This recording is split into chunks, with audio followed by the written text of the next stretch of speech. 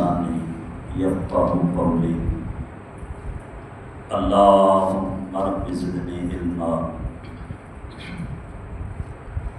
الحمد للہ رب العالمین والعاقبۃ للمتقین والصلاۃ والسلام علی سید الانبیاء والمرسلین وعلی آلہ واصحابہ اجمعین۔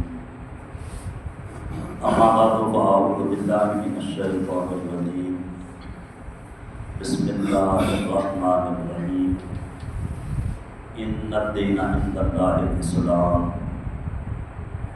آمنت باللہ صدق اللہ مولانا العظیم وبلغنا رسولہ النبی الکریم ونحن علی ذلک لمن الشاہدین والشاکرین والحمد للہ رب العالمین۔ قال اللہ تبارک و تعالی فی شان حبیبہ الکریم، ان اللہ وملائکتہ یصلون علی النبی یا ایھا الذین آمنوا صلوا علیہ وسلموا تسلیما۔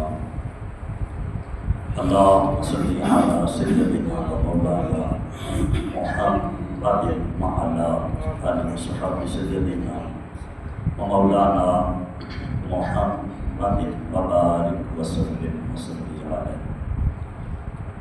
الصلاۃ والسلام علیک یا سیدی یا رسول اللہ وعلی آلک واصحابک یا سیدی یا حبیب اللہ۔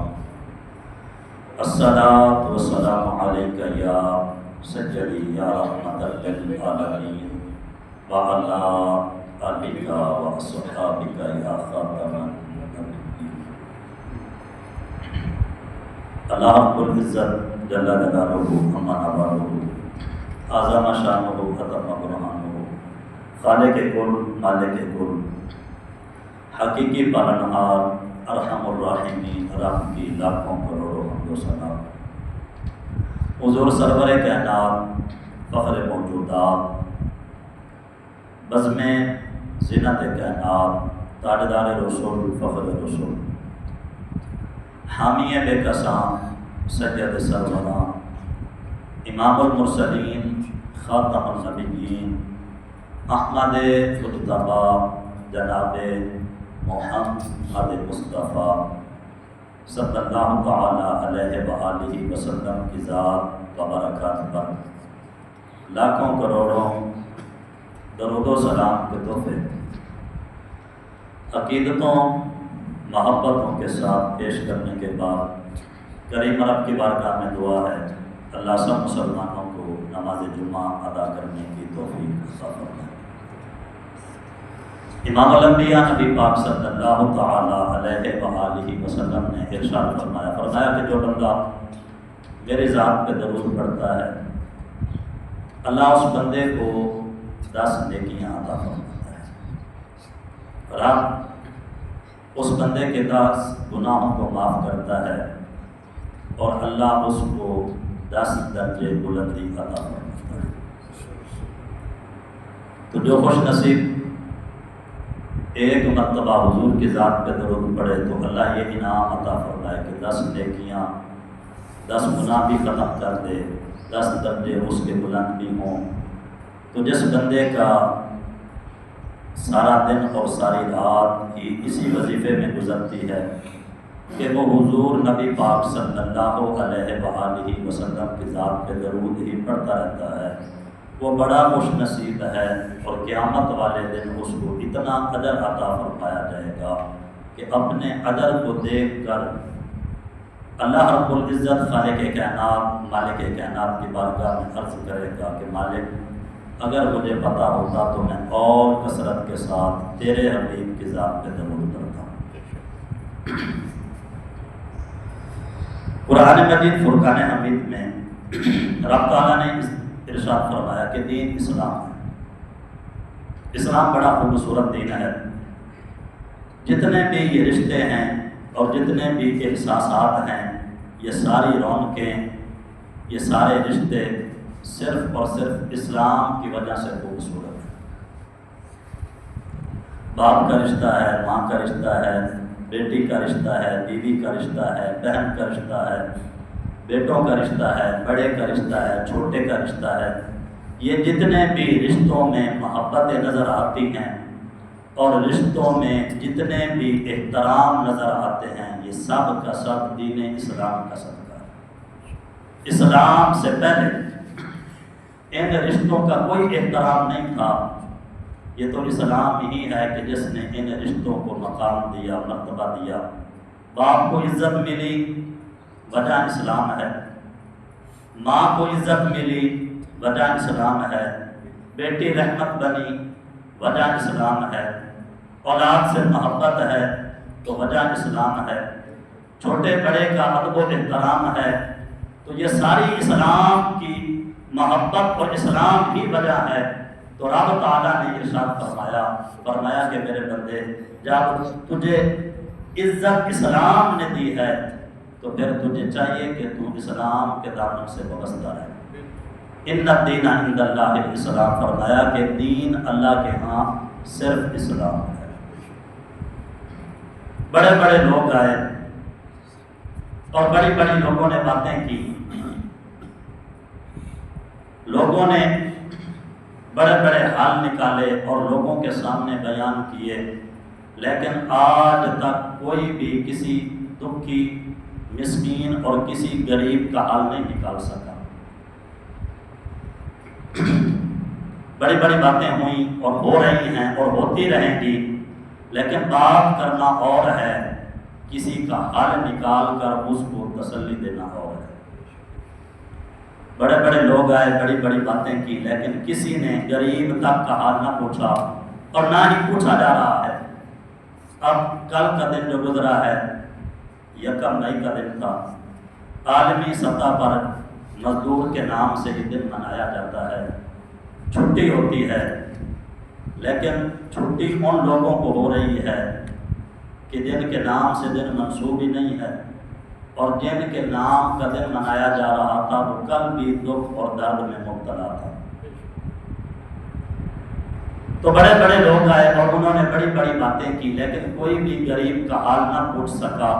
لیکن قربان جائیں امام الانبیاء نبی پاک صلی اللہ تعالی علیہ وآلہ وسلم کی ذات مبارکات پر، حضور کی عظمت پہ لاکھوں سلام ہوں، لاکھوں درود ہوں۔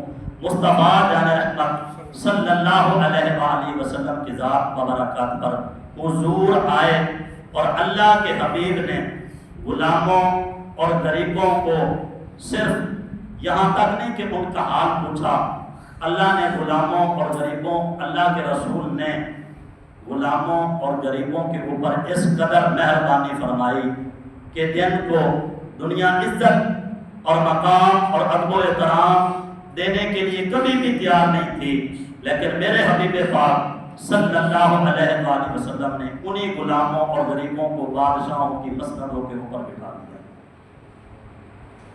غلامی کا تصور ایسا تھا کہ بندہ جب سوچتا ہے تو روح کانپ جاتی ہے، اتنا بد ترین سلوک کیا جاتا تھا غلاموں کے ساتھ۔ لیکن اللہ کے حبیب صلی اللہ علیہ وآلہ وسلم آپ جب تشریف لائے تو آپ نے غلاموں کو وہ عزتیں اور وہ عظمتیں عطا فرمائیں۔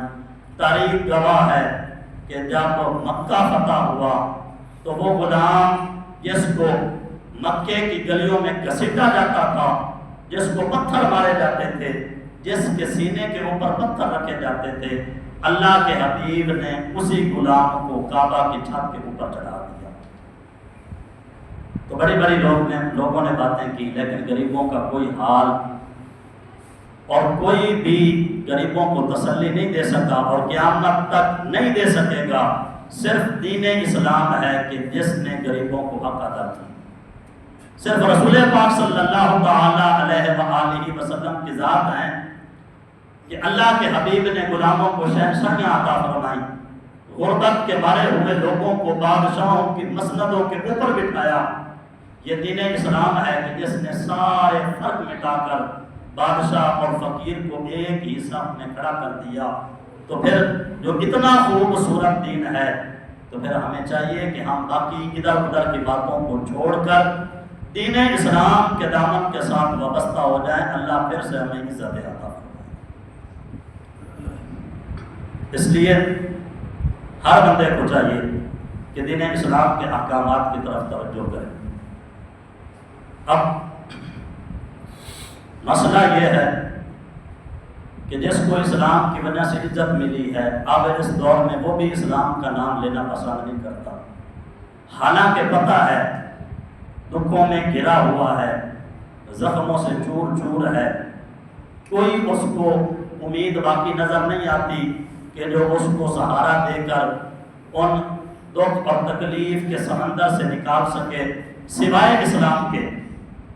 لیکن یہ عجیب لوگ ہیں کہ پھر بھی اسلام کو پیٹ پھیر کر انہی لوگوں کی طرف رخ کرتے ہیں جو بار بار ان کو ستاتے ہیں، جو اور ان کو تکلیف میں دھکیل دیتے ہیں۔ آج کے اس دور میں اگر کسی مزدور، کسی غریب کو کوئی مقام مل سکتا ہے تو وہ صرف اور صرف دین اسلام کی وجہ سے مل سکتا ہے۔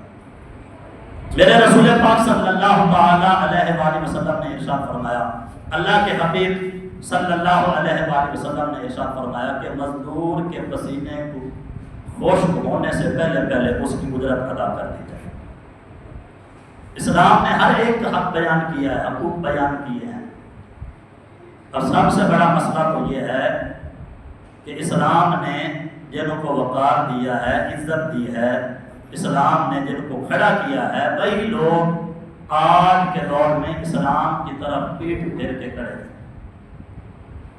ہم جس طرح ذوق و شوق کے ساتھ ادھر ادھر کی باتیں لوگوں کی سنتے ہیں اور ان کے اوپر چلنے کی کوشش کرتے ہیں، اگر ان میں سے آدھے ذوق کے اور شوق کے ساتھ اگر ہم دین اسلام کی بات سن کر اور ان کے اوپر عمل کریں تو اللہ ہمارے ہر مسئلے کو حل فرما دے۔ ہر مسئلے کا حل ہے، لیکن ہے اسلام میں، اور پھر اسلام کے اوپر چلنا جو ہے لوگوں کے لیے مشکل ہو گیا، جان بوجھ کر چلنا نہیں چاہتے، پتہ بھی ہے کہ حل اسلام میں ہے لیکن پھر بھی اسلام کو پیٹ کی ہوئی ہے، اسلام کے اوپر چلنے کے لیے راضی نہیں ہیں۔ اللہ رب العزت خالق کائنات، مالک کائنات ہمیں دین اسلام کے ساتھ ہمیشہ وابستہ رہنے کی توفیق عطا فرمائے۔ اللہ ہمیں اسلام کے احکامات پہ عمل کرنے کی توفیق عطا فرمائے۔ جو مشکلات میں، پریشانیوں میں گرے ہوئے ہیں، اللہ اسلام کے صدقے ان کی مشکلات اور پریشانیوں کو حل فرمائے۔ اور اسلام ہی ہے جو سب حل کرے گا۔ بات کرنے سے، ادھر ادھر کی بات مارنے سے کسی کی کوئی تکلیف یا پریشانی حل نہیں ہوتی، اس کے لیے عمل کرنا ضروری ہے۔ ہزاروں باتیں سنتے ہیں، کبھی کوئی لیکچر دے رہا ہے، کبھی کوئی لیکچر دے رہا ہے، جس طرح کہتے ہیں نا مداری جو ہے وہ کبھی کوئی کرتب دکھاتا ہے، کبھی کوئی کرتب دکھاتا ہے، تو کرتب دکھانے سے حالات سدھر نہیں جاتے، حالات تب سدھرتے ہیں جب میدان عمل میں بندہ کھڑا ہو، دین اسلام کے احکامات کے اوپر عمل کرے، اپنی کوشش کرے۔ یہی وجہ ہے کہ جناب حضرت سیدنا صدیق اکبر، مسلمانوں کے پہلے خلیفے، رسول اللہ صلی اللہ علیہ وآلہ وسلم کی امت میں سب سے افضل، جب رسول پاک صلی اللہ علیہ وآلہ وسلم کی آپ نے اپنی مسند کے اوپر بٹھایا، مسند خلافت کے اوپر بٹھایا، تو صدیق اکبر رضی اللہ تعالی عنہ نے ایک جملہ ارشاد فرمایا کہ لوگوں، صدیق کی تنخواہ ایک مزدور کے برابر کر دو، اور اگر صدیق کا اس میں گزارا ہوا تو ٹھیک ہے، ورنہ صدیق پہلے مزدوروں کی تنخواہ بڑھائے گا، بعد میں اپنی تنخواہ بڑھائے گا۔ یہ ہے خوبصورت دین اسلام کہ وقت کا خلیفہ، مسلمانوں کا امام، رسول پاک صلی اللہ علیہ وآلہ وسلم کی امت کا سب سے افضل انسان، وہ فرما رہے ہیں، فرمایا کہ میری تنخواہ ایک مزدور کے برابر کرو، اگر اس تنخواہ میں میرا گزارا ہو گیا تو ٹھیک ہے، اگر میرا گزارا نہ ہوا تو میں مزدور کی تنخواہ کو بڑھاؤں گا، بعد میں اپنی تنخواہ بڑھاؤں گا۔ یہ ہے دین اسلام کی خوبصورتی، دین اسلام کا حسن کہ ہر ایک کا احساس ہے، لیکن ہمارے ہاں معاملہ الٹ ہے کہ جس کو پہلے سے اربوں کے اربوں روپے میں تنخواہ دی جا رہی ہے، اس کا جو ہے وہ ہر چیز فری ہے، بجلی بھی فری ہے، پیٹرول بھی فری ہے، سب کچھ فری ہے، کوئی ٹیکس نہیں دے گا وہ۔ اور جو بندہ 2 وقت کی اپنے بچوں کو روٹی بھی کما کر دینے کی قابل نہیں ہے، اس کے پاس اتنے بھی پیسے نہیں ہیں کہ 2 وقت کا اپنے بچوں کو کھانا کھلا سکے، سارے جہان کے ٹیکس وہ ادا کرنے پہ مجبور ہے، ہر طرح کا ٹیکس وہ دے گا، اپنی جیب میں سے سب کچھ دے گا۔ اور جس کو پہلے سے لاکھوں اور اربوں روپے میں تنخواہ دی جاتی ہے تو اس کو سارا کچھ معاف ہے، بجلی بھی معاف ہے، پیٹرول بھی معاف ہے، سارا کچھ معاف ہے، کوئی ٹیکس اس کے اوپر لاگو نہیں ہوتا۔ اور جو غریب جس کو کبھی اجرت ملتی ہے، مزدوری ملتی ہے، کبھی مزدوری ملتی نہیں ہے، اس کے اوپر سارے ٹیکس لگے ہوئے ہیں۔ کیوں؟ اس لیے کہ جب دین اسلام کو چھوڑ کر دوسروں کی طرف رخ کرو گے تو پھر نیچے جاؤ گے، اوپر تم تب اٹھو گے جس خوبصورت دین کو قبول کیا ہے اس دین کے اوپر عمل بھی کرنا پڑے گا۔ جناب صدیق اکبر رضی اللہ تعالیٰ نے بڑی خوبصورت بات کی، اس بندے کو غریب کا کیا احساس اور درد ہو کہ جس نے کبھی غربت کو دیکھا ہی نہ ہو، جس نے کبھی بھوک برداشت ہی نہ کی ہو، اس کو بھوک کا کیا احساس ہے۔ جس بندے کے سامنے کبھی اس کا بچہ رویا بھی نہ ہو تو اس کو غریب کے بچوں کے رونے کا کیا احساس ہو۔ یہ تو اسے ہی احساس ہوگا کہ جو ان کی سطح کے اوپر آ کر سوچے گا۔ تو جناب صدیق اکبر رضی اللہ تعالیٰ عنہ آپ نے اسی وجہ سے فرمایا تھا، فرمایا کہ جتنی مزدور کو اجرت دیتے ہو اتنی مجھے تنخواہ دو، اور اگر اس تنخواہ میں میرے گھر کا گزارا ہو گیا تو ٹھیک ہے، ورنہ پہلے میں مزدور کی تنخواہ کو بڑھاؤں گا پھر اپنی تنخواہ بڑھاؤں گا۔ دین اسلام بڑا خوبصورت دین ہے، اور رسول پاک صلی اللہ علیہ وآلہ وسلم آپ ہی نے غریبوں اور غلاموں کی خیر خواہی کی۔ بڑے بڑے لوگ آئے، اقبال کہتا ہے کہ بڑے بڑے لوگ آئے اور انہوں نے بڑی بڑی باتیں کی، بڑے بڑے فراڈ اور بڑے بڑے جھوٹ لوگوں کے سامنے بولے تاکہ ان کو طاقت ملے، اور جب ان فریبوں اور ان جھوٹ بولنے کی وجہ سے ان لوگوں کو طاقت ملی تو انہوں نے غریبوں کا حال اور بھی بدتر کر دیا۔ لیکن رسول پاک صلی اللہ تعالی علیہ وآلہ وسلم آپ نے غریبوں اور غلاموں کے اوپر اتنی شفقت اور اتنی مہربانی فرمائی کہ یہی غریب اور غلام جن کے ساتھ لوگ بات کرنا پسند نہیں کرتے تھے، اللہ کے حبیب نے انہیں بادشاہوں کی مسندوں کے اوپر اٹھا۔ حضرت بلال کو مکے کی گلیوں میں گھسیٹا جاتا تھا، لیکن جب مکہ فتح ہوا تو میرے رسول پاک صلی اللہ علیہ وآلہ وسلم نے فرمایا بلال تو کعبے کی چھت کے اوپر چڑھ کے آزان دے تاکہ لوگوں کو پتہ چلے اسلام میں غلاموں کو عزت کیا ملتی ہے، کہ جو اسلام کو قبول کرتا ہے پھر غلامی کا کوئی تصور نہیں رہتا، اسلام اس کو اتنا بلند تر اور عظیم بناتا ہے کہ غلام سمجھنے والے کو کعبے کی چھت کے اوپر چڑھا دیا جاتا ہے۔ ہم چپ کرا چپ کرا کر تو رسول پاک صلی اللہ علیہ وآلہ وسلم نے غریبوں اور غلاموں کو بڑی عزتیں اور عظمتیں عطا فرمائیں۔ میرے رسول پاک صلی اللہ علیہ وآلہ وسلم آپ نے اپنے اصحاب کو فرمایا کہ اگر کوئی کلمہ پڑھنے والا جب فوت ہو جائے تو مجھے اطلاع دیا کرو، مجھے خبر دیا کرو، اس لیے کہ قبر بڑی اندھیری ہے، قبر تنہا ہے، لیکن جب میں اس کا جنازہ پڑھوں گا اور قبر میں دفن کروں گا اور اس کے لیے اللہ کی بارگاہ میں ہاتھ اٹھاؤں گا تو اس کی قبر بھی روشن ہو جائے گی اور تنہائیاں بھی ختم ہو جائیں گی۔ تو رسول پاک صلی اللہ علیہ وآلہ وسلم آپ نے اپنے اصحاب کو یہ حکم فرمایا تھا کہ جب بھی کوئی کلمہ پڑھنے والا وصال کر جائے، فوت ہو جائے، مجھے اطلاع دیا کرو، میں اس کا جنازہ بھی پڑھوں گا، کیونکہ میرے جنازے پڑھنے کی وجہ سے اللہ قبر کی تاریکیاں مٹا کے قبر میں نور پیدا فرما دیتا ہے۔ تو مسجد نبوی میں یا کوئی اور مسجد تھی مدینے میں، اس میں ایک اماں، بوڑھی اماں تھی جو مسجد میں صفائی کرتی تھی، وہ رات کو فوت ہو گئی اور نبی پاک صلی اللہ علیہ وآلہ وسلم کے اصحاب آپ نے فرمایا کہ رات کا وقت ہے، تو رسول پاک صلی اللہ علیہ وآلہ وسلم کو کیوں تکلیف دی جائے؟ تو راتوں رات انہوں نے اس کا جنازہ پڑھا، تدفین بھی کر دیا۔ 1 یا 2 دن بعد میرے رسول پاک صلی اللہ علیہ وآلہ وسلم آپ نے پوچھا، فرمایا کہ وہ اماں نظر نہیں آ رہی جو مسجد کی صفائی کرتی تھی؟ اور مسجد کی صفائی کرنا یہ کوئی چھوٹا موٹا کام نہیں ہے، اللہ کے ہاں سب سے زیادہ اجر جس بات پر ملتا ہے وہ رب کے گھر کی صفائی کرنے میں۔ تو رسول پاک صلی اللہ علیہ وآلہ وسلم نے پوچھا، فرمایا وہ اماں نظر نہیں آ رہی؟ انہوں نے عرض کیا، کہا وہ تو فوت ہو گئی تھی رات کو فوت ہو گئی تھی، اور ہم نے جنازہ پڑھ کے اس کو تدفین کر دیا۔ تو رسول پاک صلی اللہ علیہ وآلہ وسلم نے فرمایا کہ مجھے کیوں نہیں اطلاع دی؟ حضور نے فرمایا مجھے کیوں نہیں اطلاع دی؟ میں نے جو جب تمہیں کہا ہے کہ اگر کوئی مسلمان فوت ہو جائے تو مجھے بتایا کرو۔ فرمایا کہ مجھے اطلاع کیوں نہیں دی؟ فحقیرو، فرمایا کیا تم اس کو حقیر سمجھتے ہو کہ اس لیے کہ وہ مسجد کی صفائی کرتی تھی؟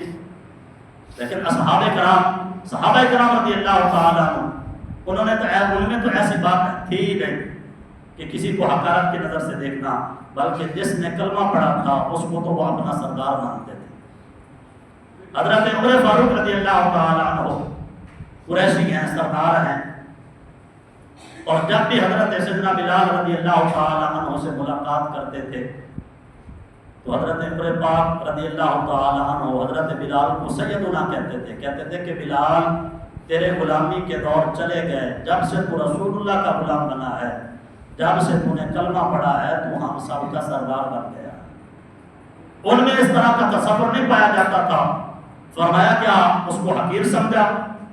عرض کیا کہ نہیں، رات کی وجہ سے۔ فرمایا اس طرح جس طرح آج ہمارے ہاں جس کو اللہ نے مال و دولت دیا ہے تو وہ یہ سمجھتا ہے کہ اگر میں مسجد میں جاؤں، یہاں تک اب صورت حال مسلمانوں کی یہ ہے کہ وہ اللہ کی بارگاہ میں ہاتھ اٹھا کر دعا کرنا بھی پسند نہیں کرتا کہ اگر میں ہاتھ اٹھاؤں گا تو لوگ کہیں گے کہ یہ محتاج ہے، اس کو کوئی کمی ہے، حالانکہ پتہ نہیں ہے کہ کریم رب کی بارگاہ میں ہاتھ اٹھانے۔ تو یہ صورت حال ہے اب ہمارے مسلمانوں کی، اللہ کی بارگاہ میں دعا مانگنے کے لیے تیار نہیں۔ جس کے پاس مال و دولت آ جائے وہ کہتا ہے مسجد میں میرا کیا کام ہے، میرا کام مسجد میں کوئی نہیں ہے، میرا کام قرآن سے کوئی نہیں ہے، دین اسلام کی بات کر دو، کہتا نہیں مجھ سے دین اسلام کی بات نہ کرو، میرا دین اسلام کے ساتھ کیا کام ہے؟ فرمایا نانا، جب تو نے کلمہ پڑھا ہے قرآن سے بھی تیرا تعلق ہے، دین اسلام سے بھی تیرا تعلق ہے، اس کے بغیر گزارا نہیں ہے۔ ہاں اگر کلمہ نہیں پڑھا یہ تو اور بات ہے، لیکن کلمہ پڑھنے کے بعد پھر بندہ کہے کہ مجھے ان چیزوں کی ضرورت نہیں ہے تو پھر تو ایمان بھی باقی نہیں رہتا۔ تو صحابہ کرام رضی اللہ تعالی عنہم نے عرض کیا، کہا رات کی وجہ سے ہم نے آپ کو تکلیف نہیں دی، اس کو تدفین کر دیا گیا۔ تو فرمایا کہ آپ اس کو تم نے حقیر جانا کہ وہ مسجد کی خدمت کرتی تھی، اس وجہ سے تم نے مجھے نہیں بلایا۔ فرمایا کہ لے چلو مجھے اس کی قبر پہ۔ تو رسول پاک صلی اللہ علیہ وآلہ وسلم اس بڑی اماں کی قبر پہ تشریف لے گئے۔ اللہ کے حبیب نے قبر پہ کھڑے ہو کر 4 تکبیر کے ساتھ اس کی نماز جنازہ پھر پڑھی، اور اللہ کے حبیب نے پھر دعا مانگی اور اس اماں سے پوچھا کہ بتا تجھے قبر میں سب سے زیادہ کس بات کے اوپر اجر دیا گیا؟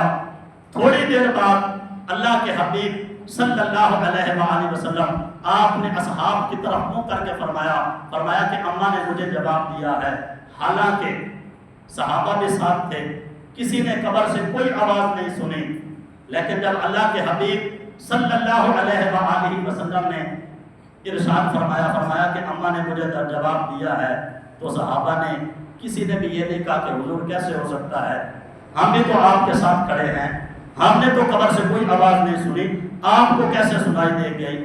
کسی نے بھی کوئی اعتراض نہیں کیا، اس لیے کہ اصحاب کا یہ ایمان تھا کہ اللہ کے حبیب دنیا میں ہمارے ساتھ زمین کے اوپر تشریف فرما ہو کر پوری کائنات کی خبر اللہ نے اپنے حبیب کو عطا فرما دی ہے۔ دور و نزدیک سے سننے والے وہ کان، گانے لالے کرامت پہ لاکھوں سلام۔ اعلیٰ حضرت فرماتے ہیں کہ اللہ نے اپنے حبیب صلی اللہ علیہ وآلہ وسلم کی سماعت، کانوں کی سماعت اس قدر بلند فرمائی ہے کہ کائنات کے کسی کونے میں بیٹھ کر اگر امتی حضور کی بارگاہ میں فریاد کرتا ہے تو اللہ کے حبیب ہر ایک کی فریاد سنتے ہیں۔ فرمایا کہ مجھے اس اماں نے جواب دیا ہے، عرض کرتی ہیں یا رسول اللہ صلی اللہ علیہ وسلم، رب نے اور بھی اجر عطا فرمائے ہیں، لیکن سب سے زیادہ جس بات پر میرے رب نے مجھے اجر عطا فرمایا ہے وہ مسجد کی خدمت جو میں کرتی ہوں۔ میں نے جو مسجد میں جھاڑو لگایا تھا، سب سے زیادہ میرے رب نے اس جھاڑو لگانے پہ اجر عطا فرمایا ہے۔ اور میں آپ حضرات سے کہوں کہ خدا را اپنی مسجدوں کی خدمت کیا کریں، مسجدوں کی صفائی کا خیال رکھیں، مسجدوں کی خدمت کیا کریں۔ ضروری نہیں ہے کہ ایک آدھ بندہ جو ہے اسی ہی نے جھاڑو لگانا ہوتا ہے یا وہی خدمت کرے گا۔ کیا ہمیں ثواب کی کوئی ضرورت نہیں ہے؟ کیا ہم نے کلمہ نہیں پڑھا؟ کیا ہمارا مسجد کے ساتھ کوئی تعلق نہیں ہے؟ کیا رب کی بارگاہ میں ہم نے نہیں جانا؟ اس لیے مسجد کی صفائی کی طرف توجہ کیا کریں سب حضرات۔ اللہ تبارک و تعالیٰ اس عمل پہ ہمیں موافقت عطا فرمائے، ہمیشگی عطا فرمائے۔ اللہ تبارک و تعالیٰ ہمیں اپنی مساجد کی خدمت کرنے کی توفیق عطا فرمائے۔ تو اس اماں نے جواب دیا کہ سب سے زیادہ میرے رب نے جو مجھے اجر عطا فرمایا ہے وہ اس بات پہ اجر عطا فرمایا ہے کہ میں رب کے گھر کی صفائی کرتی تھی۔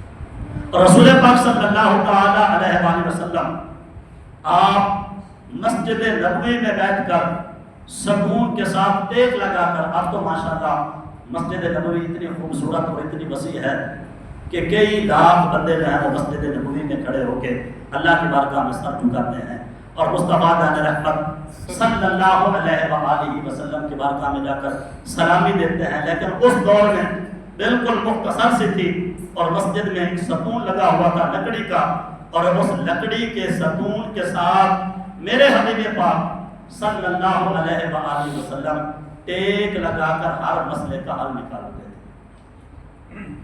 جس کسی سے بھی ملاقات کرنی ہے تو مسجد نبوی میں ملاقات ہوتی تھی، کوئی بھی مدینے کی بات ہو، مکے کی بات ہو، مسلمانوں کی حکومت کی بات ہو، سارے کے سارے حل مسجد میں نکالے جاتے تھے۔ اور جب تک سیاست مسجد میں تھی تو اسلام غالب تھا، اور جیسے ہی سیاست کو مسجد سے نکال دیا گیا تو مسلمانوں کی صورتحال ہمارے سامنے ہے۔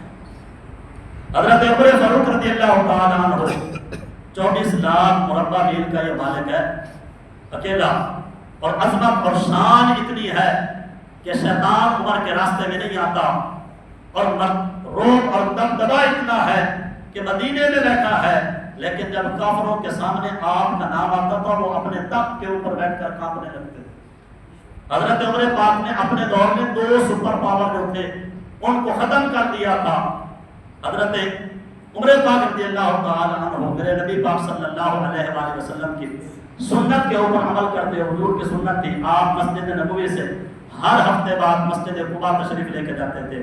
حضرت ابوبکر صدیق بھی جاتے تھے، حضرت عمر پاک بھی جاتے تھے، حضرت عثمان غنی بھی جاتے تھے، حضرت علی المرتضیٰ بھی جاتے تھے۔ حضرت عمر پاک اسی سنت کو ادا کرنے کے لیے مسجد قباء تشریف لے گئے، دیکھا تو گرد و غبار پڑی ہوئی ہے، تو یہ وقت کا امیر المومنین ہے، 24 لاکھ مربع میل کا یہ اکیلا مالک ہے، اور روب اور دبدبا یہ ہے کہ نام سن کر کافر بھی اپنے تختوں کے اوپر کانپتے ہیں۔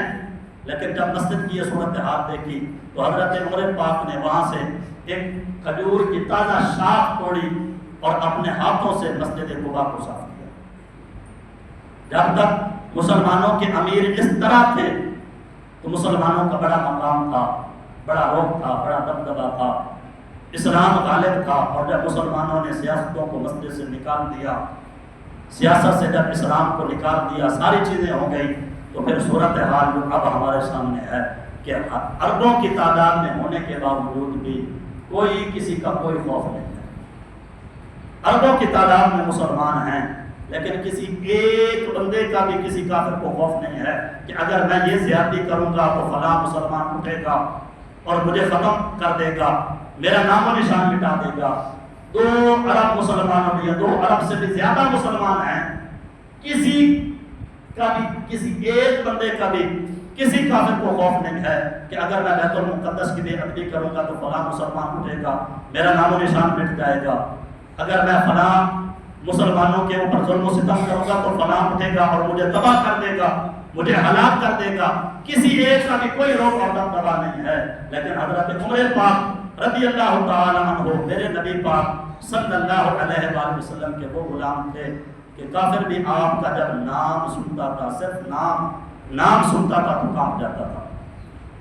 اللہ رب العزت خالق کائنات مالک کائنات نے مسلمانوں کو یہ عزتیں اور یہ عظمتیں عطا فرمائی تھی، اور یہ ساری کس وجہ سے تھی؟ اسلام کی وجہ سے، اسلام ہی کی وجہ سے اللہ نے یہ عزتیں عطا فرمائی ہیں۔ آج اگر تم باپ بنا ہوا ہے اور تیرا بیٹا تیرا ادب و احترام کرتا ہے تو اس میں تیرا کوئی کمال نہیں ہے کہ تم باپ بنا ہے، تیرا ادب و احترام جو کرتا ہے اس میں کمال ہے تو اسلام کا کمال ہے۔ آج اگر ماں کی عزت ہے تو اسلام کی وجہ سے، باپ کی عزت ہے تو اسلام کی وجہ سے، آج اگر بیٹی کو رحمت سمجھا جاتا ہے تو اسلام کی وجہ سے، آج اگر بہن اپنے گھر میں محفوظ ہے تو اسلام کی وجہ سے۔ کوئی بھی رشتہ جس کو کوئی عزت ملی ہے، کوئی وقار ملا ہے اور کوئی سکون ملا ہے، یہ ساری عزتیں سارے وقار اللہ نے تمہیں اور ہمیں دیے ہیں تو اسلام کی وجہ سے۔ تو پھر ہمارا حق بنتا ہے کہ جس اسلام نے ہمیں عزتیں عطا فرمائی ہیں ہم اس اسلام کے دامن کے ساتھ وابستہ ہو، اور اسی میں مسلمانوں کی بھلائی ہے۔ اللہ رب العزت خالق کائنات مالک کائنات ہم سب کو دین اسلام کے احکامات پہ عمل کرنے کی توفیق عطا فرمائے۔